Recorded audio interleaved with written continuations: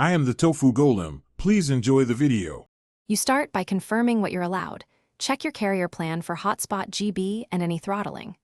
Once done, update Android so tethering features work reliably and make sure mobile data is on. You should verify APN and network mode to avoid connection drops. Strong signal reduces throttling. Do this now because these prerequisites prevent wasted steps later.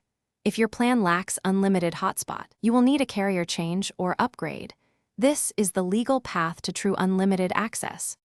Next, optimize how you share your connection so you get the most from available data.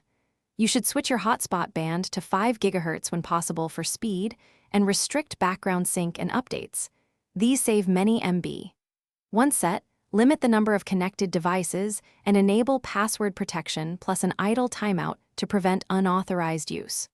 Also, set app-level data restrictions and low data profiles. Doing so reduces waste and keeps you within any caps while feeling like you have unlimited practical use.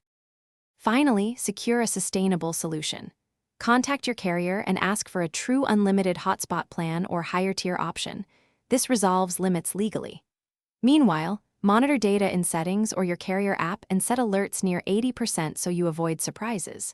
If the hotspot disconnects, reboot the phone, toggle tethering off/on, or reset network settings.